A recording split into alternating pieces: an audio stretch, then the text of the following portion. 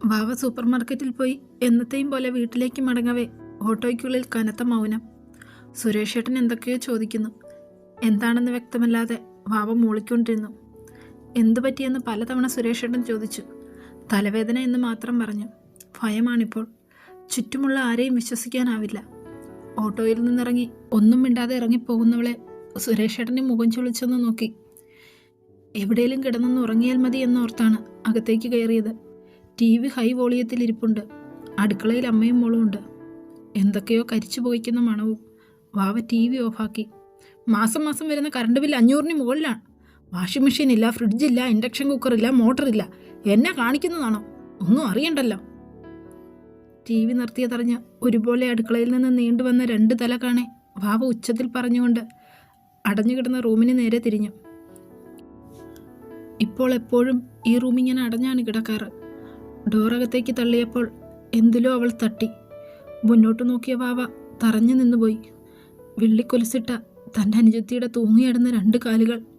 വേദു! അലറി വിളിച്ചുകൊണ്ട് ആ കാലിൽ വാവ കെട്ടിപ്പിടിച്ചു. വേദു മോളെ! അയ്യോ, അപ്പോഴത്തെ ദേഷ്യത്തിന് പറഞ്ഞതല്ലേടി വേദു! വാവ നെഞ്ചിൽ കൈവച്ച് ചാടി എഴുന്നേറ്റു. വാവ സ്വപ്നം കണ്ടതാണ്. വാവേ, മോളെ! ഉറക്കം വരാതെ വൈക കണ്ണുകളടച്ച് കട്ടിലിൽ ഭിത്തിയിലേക്ക് ചാരിയിരുന്നതാണ്.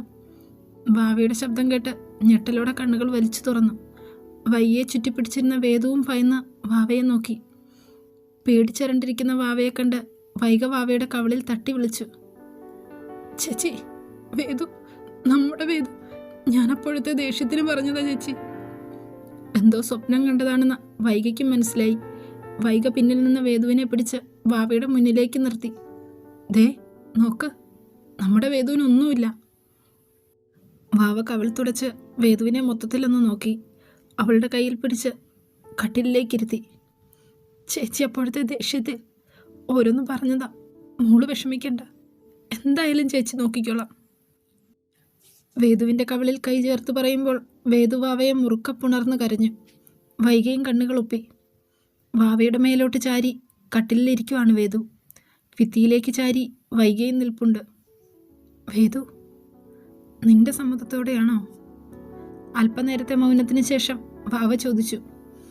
വാവയുടെ തോളിൽ നിന്നും വേദു തലയുയർത്തി. പറയ് വേദു, ചേച്ചി ഒന്നും പറയില്ല. വിച്ചേട്ടൻ മോളെ ബലമായി. വേദു കരഞ്ഞുകൊണ്ട് തല വിലങ്ങനെ അനക്കി. തെറ്റ് ചെയ്തു പോയി ചേച്ചി. എനിക്കിങ്ങനെയൊക്കെ സംഭവിക്കുമെന്ന് ഓർത്തില്ല ചേച്ചി. പോട്ടെ. വേദുവിനെ ചുറ്റിപ്പിടിച്ച് വാവയെ ആശ്വസിപ്പിച്ചു. ചാകാൻ പറയാൻ എളുപ്പമാണ്. ഇല്ലാതാകുമ്പോഴേ ആ വേദന അറിയൂ. തൻ്റെ കൂടപ്പിറപ്പല്ലേ. എന്തു വന്നാലും ഇനി ഇതിൻ്റെ ബാക്കി നോക്കുക. ഏറെ നേരം മൂവരും ഒന്നും സംസാരിച്ചില്ല. തികച്ചും മൗനം. വാവ എഴുന്നേറ്റ് പോയി ഒരു പ്ലേറ്റിൽ ചോറും കറികളും എടുത്തുകൊണ്ട് വന്നു. ഇന്ന് അവരാണ് ഭക്ഷണമൊക്കെ തയ്യാറാക്കിയത്. പാത്രം അനങ്ങുന്ന ശബ്ദം കേട്ടതേ വന്ന് നോക്കി ദഹിപ്പിച്ചിട്ടങ്ങ് പോയി.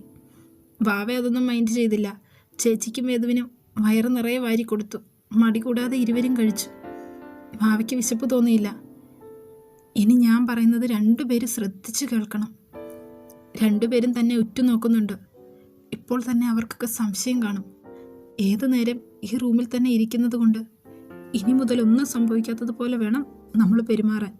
പുറത്താരേലും അറിഞ്ഞാൽ മോളുടെ പ്രായം അറിയാലോ. വിച്ചേട്ടനെ പോലീസ് അറസ്റ്റ് ചെയ്യും. നാണക്കേടും. ആരും അറിയാതെ നമുക്കിത് കളയാം. വേദു ഞെട്ടലോടെ എഴുന്നേറ്റു. തെറ്റാണ്, പക്ഷേ ഒരു ജീവനല്ലേ. എന്താ മോളെ, നമുക്കിതിനെ വളർത്താൻ ചേച്ചി. എനിക്ക് 18 വയസ്സാകുമ്പോൾ വിച്ചേട്ടൻ എന്നെ കല്യാണം കഴിക്കാമെന്ന് പറഞ്ഞു. ഭാവിക്ക് നല്ല ദേഷ്യം വന്നു. ദേഷ്യപ്പെടാനും പറ്റില്ല. പിന്നെ 2നും മോങ്ങാൻ അത് മതി. ദേ നോക്കു വേദു, പ്രായപൂർത്തിയാകാതെ നീ ഈ കുഞ്ഞിനെ ഉദരത്തിൽ പേർ നടന്നാൽ പീഡനക്കേസിനാകും വിച്ചേട്ടനെ അറസ്റ്റ് ചെയ്യുക. പിന്നെ ഓരോ കുഞ്ഞും ഭൂമിയിൽ ജനിക്കാൻ ഓരോ സമയമുണ്ട്. അതിന് ജന്മം നൽകാനുള്ള പ്രായമോ ശേഷിയോ മോളുടെ ശരീരത്തിനും ആയിട്ടില്ല. മോൾക്ക് മനസ്സിലാവുന്നുണ്ടോ? നാളെ സ്കൂളിൽ പോകണം. കൂട്ടുകാരോടൊന്നും പറയരുത്. പറയുമോ? പറഞ്ഞാൽ പിന്നെ ചേച്ചി പറഞ്ഞല്ലോ, കേസും പ്രശ്നങ്ങളും ഒക്കെയാകും. ഒന്നും സംഭവിച്ചിട്ടില്ലാത്തതുപോലെ വേണം പോകാൻ. എങ്കിൽ രണ്ടുപേരും പോയി കുളിക്ക്. രണ്ടുപേരും തുണിയും എടുത്തിറങ്ങുന്ന കൂടെ വാവയും പുറത്തേക്കിറങ്ങി പോയി പ്ലേറ്റ് കഴുകി വെച്ചു. കുളിക്കാൻ കയറി ഡ്രസ്സ് മാറ്റി വേദു കൈകൊണ്ട് തൻ്റെ വയറിൽ പൊതിഞ്ഞു പിടിച്ചു. താൻ ചെയ്ത തെറ്റിന് ഒരു ജീവനില്ലാതാകുന്നു.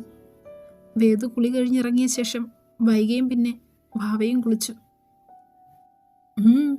എന്തേ? കുളി കഴിഞ്ഞകത്തേക്ക് കയറുന്ന കൂടെ സുരേഷ് ഭാര്യയുടെ മങ്ങിയ മുഖത്ത് നോക്കി ചോദിച്ചു. തല തുടച്ച് തോർത്ത് ബിന്ദുച്ചേച്ചിയുടെ തോളിലേക്കിട്ടു. അവൻ ഉച്ചയ്ക്ക് കളി കഴിഞ്ഞ് വന്നതേ കയറി കിടന്നതാ. ഇതുവരെ എഴുന്നേറ്റിട്ടില്ല. വിളിച്ചപ്പോൾ തലവേദനയാണെന്ന്. വിയർത്തൊട്ടി വന്ന് കിടന്നതല്ലേ, കുളിച്ചിട്ട് പോലുമില്ല. അവന് തലവേദന ആയതുകൊണ്ടാകും. വിച്ചു കിടന്ന റൂമിലേക്ക് കടന്നുകൊണ്ട് സുരേഷേട്ടൻ വിച്ചുവിൻ്റെ നെറ്റിയിൽ കൈ ചേർത്ത് നോക്കി. ചൂടൊന്നുമില്ല, നല്ല ഉറക്കമാ, ഉറങ്ങട്ടെ. അവനൊന്നും കഴിച്ചിട്ടില്ല സുരേഷേട്ടാ. അവൻ ഉറങ്ങി എഴുന്നേൽക്കുമ്പോൾ കഴിച്ചോളും, താൻ വാ. അച്ഛനും അമ്മയും റൂമിൽ നിന്നും പുറത്തിറങ്ങിയ നിമിഷം മുഖം അമർത്തിപ്പിടിച്ച് ശബ്ദമുണ്ടാക്കാതെ കരഞ്ഞവൻ. ക്ലാസ്സിൽ മറ്റേതോ ലോകത്തിരിക്കുന്ന വാവയെ ശ്രദ്ധിക്കുന്നുണ്ടായിരുന്നു എബി. അവൾക്കരികിൽ ചെന്ന് ഡെസ്കിൽ തട്ടിയപ്പോൾ ഞെട്ടലോടെ വാവ മുഖം ഉയർത്തി. ആ നിമിഷം തന്നെ അവളുടെ നിറഞ്ഞ കണ്ണുകളിൽ നിന്നും കണ്ണുനീർ കവിളിലൂടെ ഒഴുകിയിറങ്ങി. പെട്ടെന്ന് അവൾ കവിൾ തുടച്ചു. എബിയും വല്ലാതായി. വാവേ. തൻ്റെ ധൈര്യമെല്ലാം ചോർന്നു പോകുന്നത് പോലെ വാവയ്ക്ക് തോന്നി. അവൾ ക്ലാസ്സിൽ നിന്നിറങ്ങി.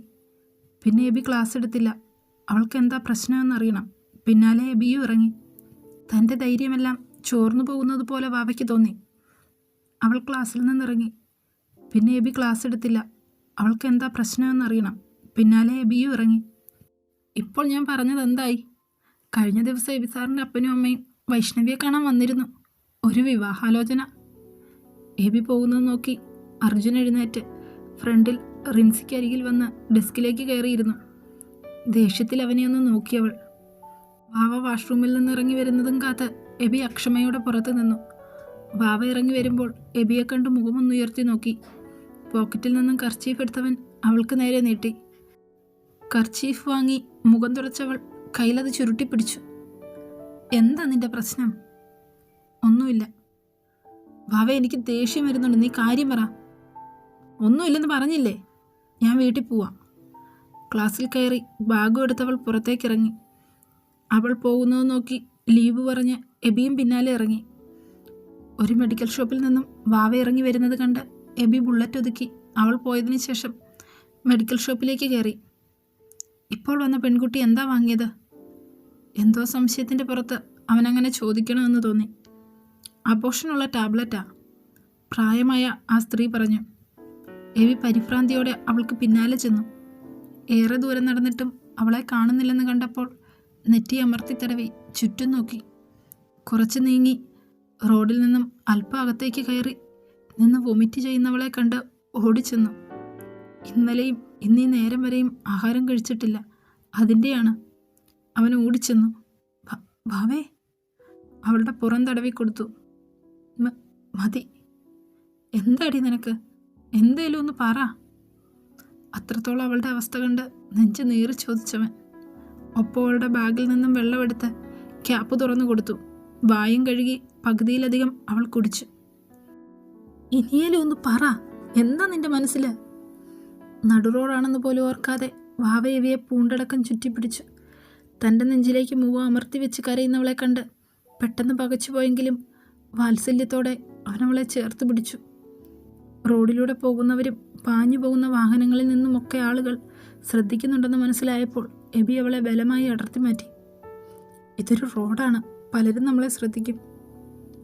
സോറി. മുന്നിൽ ഗ്രൗണ്ട് പോലെ കാട് പിടിച്ചു കിടക്കുന്ന സ്ഥലത്തേക്ക് അവളുടെ കൈ പിടിച്ചവൻ അല്പം നീങ്ങി നിന്നു. ഇപ്പോൾ ആരും തങ്ങളെ ശ്രദ്ധിക്കില്ല. എബി അവളുടെ ബാഗ് കൂടെ എടുത്തു. അല്പനേരം അവനൊന്നും ചോദിച്ചില്ല. അവളൊന്ന് ഓക്കെ ആകട്ടെ എന്ന് കരുതി. ഇനി പറ. മൗനത്തെ ഭേദിച്ചുകൊണ്ടവൻ ചോദിച്ചു. ഇന്ന് നീ പറയാതെ നിന്നെ ഞാൻ വിടില്ല വാവേ. കുനിഞ്ഞു ബാഗെടുക്കുന്നവളെ തടഞ്ഞുകൊണ്ട് എബി പറഞ്ഞു. എന്താ ഇത്ര ചെറിയ പ്രായത്തിൽ നിനക്കിത്ര പ്രശ്നം? നിന്റെ ചേച്ചി പ്രഗ്നൻ്റ് ആണോ? ആ കുഞ്ഞിനെ ഇല്ലാതാക്കാനാണോ നിനക്ക് അബോർഷൻ്റെ ടാബ്ലറ്റ്? താൻ വാങ്ങിയത് അവനെങ്ങനെ അറിഞ്ഞു എന്ന സംശയത്തോടെ തന്നെ അവൾ തല വിലങ്ങനെ അനക്കി. പിന്നെ എബിയുടെ ശരീരം വിറച്ചു. പകപ്പോടെ ചോദിക്കുമ്പോൾ ശബ്ദം പോലും കാറ്റുപോലെ പുറത്തേക്ക് വന്നു. ഒരു നിമിഷം അവൻ മറ്റെന്തൊക്കെയോ ചിന്തിച്ചു കൂട്ടി. അവന് വിടാൻ ഉദ്ദേശമില്ലെന്ന് തോന്നിയപ്പോൾ വേദുവിൻ്റെ കാര്യം അവൾ തുറന്നു പറഞ്ഞു. പറഞ്ഞില്ല ചിലപ്പോൾ ശ്വാസം മുട്ടിത്താൻ ചത്തുപോകുമെന്ന് പോലും അവൾക്ക് തോന്നി. എബി കടപ്പല്ലിൽ ഞെരിച്ചമർത്തി. ദേഷ്യത്തോടെ മുഷ്ടി ചുരുട്ടിപ്പിടിച്ചു. ഹോസ്പിറ്റലിൽ വെച്ച് വാവയെ വിളിച്ചപ്പോൾ വേദു ഫോൺ എടുത്തതും നിഷ്കളങ്കമായ വേദുവിൻ്റെ സംസാരവും കാതുകളിൽ മുഴങ്ങി കേൾക്കുന്നു. ഇപ്പോൾ താൻ അറിഞ്ഞില്ലായിരുന്നെങ്കിൽ ഒരുപക്ഷെ പ്രശ്നം കൂടുതൽ വഷളായേനെ. വാവേ, അവള് കുഞ്ഞല്ലേ, അവൾക്ക് ഈ ടാബ്ലറ്റൊക്കെ, അതിൻ്റെ ഭവിഷ്യത്തിനെ കുറിച്ച് നീ ചിന്തിച്ചിട്ടുണ്ടോ? എനിക്കറിയില്ല. പിന്നെ ഞാൻ എന്താ വേണ്ടത്? കുറച്ച് വിഷം വാങ്ങിയ ആഹാരത്തിൽ ചേർത്ത് രണ്ടുപേർക്കും കൊടുത്ത് ഞാനും കഴിച്ചാലോ എന്ന് പലതവണ ചിന്തിച്ചു. വാവേ, നീ എന്തൊക്കെയാ? നിറഞ്ഞ കണ്ണുകളോടെ എബി മുഖം വെട്ടിച്ചു. ഞാൻ പിന്നെ എന്താ ചെയ്യേണ്ടത്? ആരും അറിയാതെ എൻ്റെ അനുജത്തി ചെയ്ത തെറ്റ് മറക്കാൻ മറ്റൊരു വഴി കണ്ടില്ല. മുഖം പൊത്തിപ്പിടിച്ചവൾ കരയുമ്പോൾ എന്ത് ചെയ്യണമെന്നറിയാതെ ഒരു നിമിഷം അവനും നിന്നു. ആദ്യമായാണ് വാവയെ ഇങ്ങനെ കാണുന്നത്. ഇത്രയും വിഷമം ഉള്ളിലൊതുക്കിയാണ് അവൾ നടന്നത്. വാവയുടെ ചേച്ചി പ്രഗ്നൻ്റ് ആണെന്ന് തന്നെയാണ് കഴിഞ്ഞ ദിവസം പ്രഗ്നൻസി കാർഡ് വാങ്ങുന്ന കണ്ടപ്പോൾ കരുതിയത്. വാവ ഇത് തുറന്ന് പറയുന്നത് വരെ അങ്ങനെ തന്നെയാണ് കരുതിയതും. അതിനെ അബോർട്ട് ചെയ്യാനാകൂ എന്ന് ചിന്തിച്ചു. വാവ ഇപ്പോഴും കരച്ചിൽ തന്നെയാണ്. ഞാൻ എന്താണ് ചെയ്യേണ്ടത്? എനിക്കറിയില്ല സാർ, തെറ്റാണ്. പക്ഷെ എൻ്റെ വേദു ആളാരാണെന്ന് അവള് പറഞ്ഞോ? അടുത്തുള്ളതാ. റേപ്പ് വല്ലതുമാണോ? അല്ല. അവനങ്ങനെ ചോദിച്ചപ്പോൾ എന്തോ വല്ലായ്മയോ നാണക്കേടോ ഒക്കെ തോന്നി അവൾക്ക്. ആളാരാ? സുരേഷ് ഏട്ടൻ്റെ മോൻ. അന്ന് സൂപ്പർ മാർക്കറ്റിൽ വെച്ച് കണ്ട പുള്ളിയുടെയോ? എബി വിശ്വാസം വരാത്തതുപോലെ ചോദിച്ചു. നീ വിഷമിക്കണ്ട, ഈ ടാബ്ലറ്റ് ഒന്നും കൊടുക്കണ്ട. അവളുടെ കയ്യിലിരുന്ന ടാബ്ലറ്റ് അവൻ പിടിച്ചു വാങ്ങി ദൂരേക്ക് കളഞ്ഞു. എൻ്റെ ഇച്ചായൻ ഒരു ഗൈനക്കോളജിസ്റ്റാ. ഇച്ചായനോട് പറഞ്ഞ് എല്ലാം ശരിയാക്കാം. വാവ കവൽ തുടച്ച് പ്രതീക്ഷയോടെ അവനെ നോക്കി. എങ്കിലും മനസ്സിൽ മറ്റൊരു ചിന്ത. ഡോക്ടറോട് പറഞ്ഞു കഴിയുമ്പോൾ ഡോക്ടർ പോലീസിലോ മറ്റോ അറിയിച്ചാൽ എൻ്റെ വേദു. വേണ്ട, നിന്റെ മനസ്സിലിപ്പോൾ എന്താണെന്ന് എനിക്കറിയാം. നീ പേടിക്കണ്ട. എൻ്റെ ഇച്ചായൻ ആരോടും പറയില്ല. എബിയെ നോക്കി മനസ്സില്ലാ മനസ്സോടവൾ തലയനക്കുമ്പോഴും അവളുടെ ഉള്ളിൽ നുരഞ്ഞു പൊന്തിയ സംശയങ്ങളെ അറിഞ്ഞിട്ടും അറിയാത്ത പോലവൻ കുനിഞ്ഞവളുടെ ബാഗ് എടുത്തു. വാ. ബാഗിനായി അവൾ കൈ നീട്ടിയെങ്കിലും കൊടുക്കാതെ തൻ്റെ കൈത്തണ്ടയിൽ തൂക്കിയിട്ട് അടുത്ത് കണ്ട ഒരു പെട്ടിക്കടയുടെ മുന്നിലേക്ക് നടന്നു. കെട്ടിത്തൂക്കിയിട്ടിരുന്ന കരിക്ക് 2 എണ്ണം പറഞ്ഞവൻ. എനിക്ക് വേണ്ട സാർ. അവൾ പറയുന്നത് കേട്ട ഭാവം പോലും പ്രകടിപ്പിക്കാതെ വെട്ടിത്തന്ന കരിക്ക് വാങ്ങി കടക്കാരൻ അടുത്ത കരിക്ക് വെട്ടാൻ തുടങ്ങിയപ്പോൾ കരിക്കിലേക്കൊരു സ്ട്രോ എടുത്ത് എബി തന്നെ ഇട്ട് വാവയ്ക്ക് നേരെ നീട്ടി. വാങ്ങിക്ക്. മടിച്ചു നിൽക്കുന്ന വാവയുടെ കയ്യിൽ പിടിപ്പിച്ചു. അല്പം മടിയോടവൾ വാങ്ങി. ഇപ്പോഴും മുഖത്ത് ടെൻഷനാണ്. അടുത്തത് വാങ്ങി എബിയും ചുണ്ടിലേക്ക് മുട്ടിച്ചു. ഒന്നും കഴിക്കാത്തത് കൊണ്ടും വിശപ്പും പരവേശവും ഒക്കെ കൊണ്ട് അവളത് മുഴുവൻ കുടിച്ചു. എബി അത് വാങ്ങി കടക്കാരൻ്റെ കയ്യിൽ കൊടുത്തപ്പോൾ അയാളത് വെട്ടി കാമ്പ് പൂളിക്കൊടുത്തു. പണ്ടൊക്കെ ഇത് കഴിക്കാൻ വലിയ ഇഷ്ടമായിരുന്നു. പക്ഷേ അമ്മായി കരിക്കിടാൻ സമ്മതിക്കില്ല. തേങ്ങ മാത്രമേ ഇടാൻ സമ്മതിക്കൂ. വേണ്ടാന്ന് പറഞ്ഞ് നിന്നവളത് മുഴുവൻ കഴിക്കുന്നത് കണ്ട് എബിയുടെ കൂടെ അവൾക്ക് നീട്ടി. വേണ്ട, സാറ് കഴിച്ചോ. എൻ്റെ വയറ് നിറഞ്ഞു, നീ കഴിക്ക. വയറൊഴിഞ്ഞു കാണിച്ച് അവളുടെ കയ്യിലിരുന്നത് വാങ്ങിക്കളഞ്ഞ് കയ്യിലിരുന്നത് കൊടുത്തു. കഴിച്ചിട്ടത് അങ്ങോട്ട് കളഞ്ഞേക്കെ. തൊണ്ടു കൂട്ടിയിട്ടിരിക്കുന്നിടത്തേക്ക് കാണിച്ച് കാശ് കൊടുത്ത് എബി നിലത്തിരുന്ന വാവയുടെ ബാഗ് എടുത്തു. ഞാൻ കൊണ്ടുവിടട്ടെ? പ്രതീക്ഷയോടെ ചോദിച്ചുകൊണ്ടവൻ അവളെ നോക്കി. വേണ്ട സാർ. അവൻ്റെ മുഖം മങ്ങി. എങ്കിലും വിഷമമൊന്നുമില്ല. മറുപടി ഇതാകുമെന്ന് പ്രതീക്ഷിച്ചിരുന്നു. സാർ, ഉറപ്പായും ആരും അറിയാതെ സാറിൻ്റെ ഇച്ഛായൻ? ഒന്നുകൂടെ ഉറപ്പിക്കാൻ വാവ ചോദിച്ചു. ഇപ്പോഴും വാവയ്ക്ക് വിശ്വാസമായിട്ടില്ല, ഒപ്പം ഭയവും. ഇപ്പോഴും അവളുടെ ബാഗ് അവൻ്റെ കയ്യിലാണ്. അവളുടെ ബാഗ് കയ്യിൽ പിടിച്ച് റോഡ് ക്രോസ് ചെയ്ത് കൈ അയച്ചു. ദാ. ബാഗ് വാങ്ങി വാവ തോളിലേക്കിട്ടു.